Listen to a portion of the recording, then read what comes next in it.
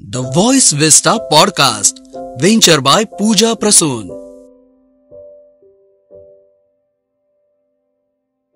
The Voice Vista venture by Pooja Prasoon presents a unique podcast show, Beyond Brilliance, exploring the essence of remarkable minds. सदरक्षणाय खलनिग्रहणाय हे ब्रीदवाक्य ज्यांच्या जगण्याचा हिस्सा होता, असा खाकी वर्दी मागचा माणूस, कलाप्रेमी, लेखक, मानसशास्त्र तज्ञ, ज्यांना जगण्याचा पासवर्ड सापडलाय असे रिटायर्ड सहाय्यक पोलीस आयुक्त डॉक्टर सीतारामजी कोल्हे यांचे विचार मंथन आज आपण ऐकणार आहोत. 32 वर्ष पोलीस खात्यात कर्तव्य बजावत असतानाच वेगवेगळ्या समस्या, गुन्हेगार आणि गुन्हेगारी वृत्ती तसेच त्यांच्या मानसिक आणि भावनिक पातळीवरचा अभ्यास या विषयावर डॉक्टर कोल्हे यांनी संशोधन करत PhD मिळवली. पोलीस महासंचालक सन्मान चिन्ह, राष्ट्रपती पदक अशा अनेक सन्मानांचे मानकरी पासवर्ड सुचण्याचा या पुस्तकाचे लेखक डॉक्टर कोल्हे यांनी या पुस्तकाच्या माध्यमातून प्रतिकात्मक आणि सकारात्मक हे 2 विचार समाजात रुजवण्याची जबाबदारी हाती घेतली आहे. सुचण्याची प्रतिभा विकसित करण्याचा त्यांचा हा प्रयत्न, सुचण्याची प्रगल्भता, माणूसपणाचा आणि समाधानाचा एक वेगळा पैलू आज जाणून घेऊया. So let's dive in the podcast. नमस्कार, मी डॉक्टर सीताराम कोल्हे, सहाय्यक पोलीस आयुक्त. मागच्या एपिसोडमध्ये मी माझं जे पुस्तक आहे सुचण्याचा, पासवर्ड सुचण्याचा, या संदर्भात जी माहिती दिली आणि त्या एपिसोडला आपण भरभरून प्रतिसाद दिला, त्याबद्दल मी आपला आभारी आहे. या एपिसोडमध्ये मी त्याच्यातला जो काही पार्ट्स आहे तो पार्ट मी सांगणार आहे. म्हणजे सुचण्याचे प्रकार त्या पुस्तकामध्ये मी दिलेले आहे. त्याच्यामध्ये जे सुचण्याचे प्रकार आहे त्याच्यामध्ये योग्य सुचणं आणि अयोग्य सुचणं याच्याबद्दल देखील मी संकल्पना मांडलेली आहे. जसं नाण्याला 2 बाजू असतात, तसं आपले सुचणं जे आहे त्याला सुद्धा 2 बाजू आहेत. एक योग्य सुचणं आणि अयोग्य सुचणं. म्हणजे काय? योग्य सुचणं म्हणजे काय की ज्या सुचण्याचा परिणाम आपल्याला प्रगतीकडे घेऊन जातो, जे सुचणं समाजाला मान्य असतं, त्याच्यातली कृती जे इथिकल असतं ते म्हणजे योग्य सुचणं. आणि अयोग्य सुचणं म्हणजे काय की समाज मान्य नाही, जे नैतिकतेला धरून नाही, ज्याच्यामुळे आपल्याला मनस्ताप सहन करावा लागेल, अशा प्रकारचं सुचणं आणि अशा प्रकारची कृती म्हणजे अयोग्य सुचणं आहे. अगदीच याचं आपल्याला जर उदाहरणच द्यायचं झालं, अत्यंत साधं उदाहरण, आपल्या दैनंदिन जीवनातलं उदाहरण द्यायचं झालं तर आपण विविध लग्न समारंभांना हजर असतो. समजा एखाद्या नातेवाईकाच्या लग्न समारंभामध्ये आपण पाहतो की सुंदर असा थाटामाटात लग्न सोहळा चालू आहे. मुलीची आई म्हणजे वरमाई ती एक चांगली सुंदर अशी पर्स घेऊन समारंभामध्ये इकडे तिकडे फिरत असते आणि त्या पर्समध्ये दागिने असतात. काही मुलीचे असतात, काही तिचे स्वतःचे असतात आणि घाई गडबडीमध्ये ते दागिनेची पर्स एखाद्या सोफ्यावर पडलेली दिसली. ती घाई गडबडीत पाहुण्यांच्या दबडक्यात ती फिरत असते आणि ती पर्सकडे कुणाचंही लक्ष नाही आणि आपलं लक्ष गेलं किंवा एखाद्याच्या नातेवाईकाचं लक्ष गेलं. आता त्या ठिकाणी ती पर्स कुणाचंही लक्ष नाही अशा पद्धतीने तिथे जाऊन जर त्याच्यातील एखादा दागिना काढून घ्यावं असं जर सुचलं आपल्याला, तर ते सुचणं म्हणजे अयोग्य सुचणं झालं, अनैतिकल सुचणं झालं, समाजाला मान्य नसणारं सुचणं झालं. पण त्याच वेळी जर असं त्या व्यक्तीला वाटलं ही पर्स दुर्लक्षित आहे, परंतु मौल्यवान वस्तू त्या पर्समध्ये आहे, ती पर्स आपण ताब्यात ठेवावी, वरमाईला शोधून तिला सांगावं की ह्या पर्सकडे लक्ष दे, काळजी घे आणि तिच्या ताब्यात ती पर्स देणं म्हणजे योग्य सूचना, इथिकल सूचना. आता सुचण्याचे प्रकार, योग्य अयोग्य मी जसं सांगितलं तर सुचण्याचे प्रकार त्याच्यामध्ये सर्वसाधारण सुचणं, याच्यामध्ये अत्यंत सामान्य गोष्टीमध्ये, छोट्या छोट्या गोष्टीमध्ये आपल्याला सुचत जातं आणि छोट्या छोट्या कृती होतात दैनंदिन जीवनामधल्या. नंतर महत्वपूर्ण सूचना, ज्यावेळेस अत्यंत महत्वाचे प्रसंग असतात, निर्णय घेण्याचे शिक्षण असतात, ते महत्वपूर्ण सूचना, योग्य सूचना, अयोग्य सूचना मी आता सांगितलंच.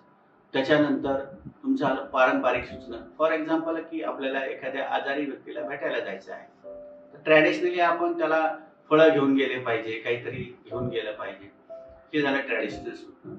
अनुभवातून आलेल्या सूचना. त्याच्यानंतर क्रिएटिव्ह सूचना, त्याच्यानंतर मुत्सद्दीपणाचं सूचना आणि प्रगल्भ सूचना असे मी सूचनेचे प्रकार त्याच्यामध्ये दिलेले आहेत. समजा मुत्सद्दीपणाचं सूचना म्हणजे कसं, याला एक फिल्मी उदाहरण, जरा रंजक उदाहरण देतो. जे फिल्मी आहे ते दैनंदिन जीवनामध्ये सुद्धा आम्ही वापरलेलं आहे. पोलिसिंगमध्ये काही law and order situation handle करताना आम्ही वापरला आहे. पण मुद्दाम या ठिकाणी मी फिल्मी एक्झाम्पल देतो. डॉन ह्या फिल्ममध्ये आपण सर्वांनी पाहिली असेल. त्या फिल्ममध्ये सोनिया ही तिच्या भावाचा बदला घेण्यासाठी डॉनला पोलिसांकडे पकडून द्यायचं अशी ती प्लॅन करते. डॉनला प्रेमाचं नाटक करून त्याच्या जवळ जाते. त्याच्या रिव्हॉल्वर मधील गोळ्या बुलेट्स बाजूला काढून ठेवते आणि पोलिसांना फोन करते. ज्या हॉटेलमध्ये हे दोघं असतात ते संपूर्ण हॉटेल पोलिसांनी घेरलं जातं आणि आता ती मनोमन खुश असते की डॉनच्या रिव्हॉल्वर मधील बुलेट आपण बाजूला काढून ठेवलेला आहे आणि डॉन आता पोलिसांच्या ताब्यात जाईल, पकडला जाईल. ती त्यावेळेस डॉनला सांगते, डॉन अभी तुम्हारा खेल खत्म हो चुका है, तुम चारों तरफ से पुलिस से घेर चुके हो.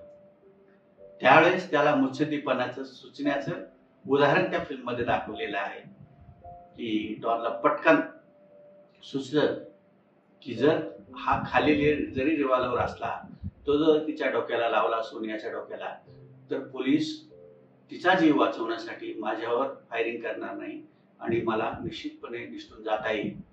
ह्या मुत्सद्दीपणाच्या सूचनेप्रमाणे तो तिला सोनियाला उत्तर देतो की सोनिया, ये रिवॉल्वर खाली है, ये तुम्हें पता है, मुझे पता है, लेकिन पुलिस को नहीं पता. आणि तो त्या प्रसंगातून सुटून जातो. दैनंदिन जीवनामध्ये सुद्धा असे मुत्सद्दीपणाचे प्रसंग आपल्याला जे इथिकल असतात, जे त्या प्रसंगी तसं करणं गरजेचं असतं. कधी कधी फार मोठा मॉब शांत करणं गरजेचं आहे. एखादी डेड बॉडी अपघातामध्ये रस्त्यावर पडलेली असते, मॉब एकदम व्हायलेंट झालेला असतो, ती व्यक्ती मयत झालेली असते, तरी एखादा पोलीस ऑफिसर अशा पद्धतीने मुत्सद्दीपणाने वागतो. पटकन त्या बॉडीजवळ पोहोचतो, त्याचा हात हातात घेतो, अरे नाडी लागते, नाडी लागते, आणि पटकन अँब्युलन्स बोलवा. लगेच लोकांचं मन डायव्हर्ट होतं, त्याला अँब्युलन्स मध्ये टाकलं जातं आणि हॉस्पिटलला घेऊन जातात. तिथे गेल्यानंतर डॉक्टर ब्रॉड डेथ डिक्लेअर करतो, परंतु त्या ठिकाणचा लॉ अँड ऑर्डर सिच्युएशन त्यामुळे हाताळली जाते. अशा प्रकारचं दैनंदिन जीवनामध्ये भरपूर उदाहरणं असतात. आता काही काही अशा गोष्टी असतात की एखाद्या प्रसंगी एखादा व्यक्ती पटकन एकदम छान उत्तर देतो, हजरजबाबीपणा दाखवतो, काही प्रसंगी समयसूचकता दाखवतो, काही ठिकाणी अशी हिंट त्याला मिळते, काही ठिकाणी तो प्रोएक्टिव्ह वाटतो. म्हणजे याचा अर्थ त्याचं सूचना प्रगल्भ आहे असं म्हणता येईल का? तर मुळीच नाही, कारण हे सूचनाचे भाग आहे. या ठिकाणी एक उदाहरण मला देता येईल की बौद्ध धर्माच्या बोधकथेमध्ये एक हत्ती, आंधळ्या व्यक्ती आणि डोळस व्यक्तीचं उदाहरण दिलेलं आहे. त्याच्यामध्ये हत्तीचं वर्णन त्या आंधळ्या व्यक्तींना करायला सांगितलेलं असतं. तर त्या आंधळ्या व्यक्ती जो कानाला हात लावतो तो म्हणतो हत्ती सुपासारखा, जो सोंड्याला हात लावतो तो म्हणतो हत्ती मुसळासारखा, जो पायाला हात लावतो तो म्हणतो हत्ती खांबासारखा, जो पोटाला हात लावतो तो म्हणतो हत्ती पोत्यासारखा, जो सेपेला हात लावतो तो म्हणतो हत्ती सापासारखा. विविध अवयवांना ते हत्ती समजत असतात, परंतु हे मात्र हत्तीच्या विविध अवयवांची नावं आहेत किंवा ही हत्तीची विविध अवयव आहेत. त्याच प्रकारे समयसूचकता, हिंट, मल्टीटास्किंग, प्रोएक्टिव्हनेस, कंडिशनिंग किंवा हजरजबाबीपणा या सर्व सूचनाचे भाग आहेत. त्याच्यामुळे त्याच्यामध्ये कन्फ्युजन करून एखादीच गोष्ट आपल्याला अवगत असेल किंवा 2-3 गोष्टी अवगत असेल तर आपलं सूचना अत्यंत प्रगल्भ आहे असं आपल्याला म्हणता येणार नाही. तर त्यासाठी आपल्याला या सर्व गोष्टी विकसित कराव्या लागतील, सूचनाचे भाग विकसित करावे लागतील, सूचनाच्या घटकांची वारंवार आपल्याला प्रॅक्टिस करावी लागेल आणि त्याच्यात सातत्य ठेवलं तर आपण सातत्याने दिवसेंदिवस एक चांगल्या दिशेने, चांगल्या प्रगतीच्या दिशेने आपण वाटचाल करू शकतो असं मी या ठिकाणी सर्व माझ्या वाचकांना सांगू शकतो. अतिशय सुंदर पुस्तक, त्याच्यामध्ये फार छोटे छोटे भाग, छोटे छोटे घटकांचं अत्यंत बारकाईने, अत्यंत छोट्या उदाहरणात, हे सायकोलॉजिकल टाईपचं जरी बुक असलं तरी पण अत्यंत वाचनीय आणि समजायला अत्यंत सोप्या भाषेत लिहिलेलं आहे. सर्व वाचकांनी मागच्या एपिसोडमध्ये जसा भरपूर प्रतिसाद दिला, याच्यामध्ये देखील प्रतिसाद द्यावा. त्यासोबतच ह्या पुस्तकाची डेप्थ मध्ये माहिती जाणून घेण्यासाठी, कारण एपिसोडमध्ये मी संपूर्णतः पुस्तकाचा गाभा फक्त सांगतोय, पूर्ण डेप्थ मध्ये त्या गोष्टी आपल्याला अवगत करायच्या असतील तर आपण हे निश्चित पुस्तक वाचावं. पासवर्ड सूचनेचा. नमस्कार. Thank you for tuning into the voice vista podcast. आप और भी इंटरेस्टिंग शो सुन सकते हैं thevoicevista.in पर. ये शो कॉन्सेप्चुअलाइज किया है पूजा प्रसून ने, प्रोड्यूस किया है द वॉइस विस्टा ने. गेस्ट कोऑर्डिनेशन में हमारे साथ रही सुनीता जी चौहान. डिजाइन किया है टीम क्रिएटर्स डेन ने. साथ ही एडिटिंग और प्रोडक्शन के लिए धन्यवाद टीम लर्निंग बी को. प्रोमो वॉइस दिया है राहुल ढोले ने. लाइक, फॉलो और सब्सक्राइब करना ना भूले.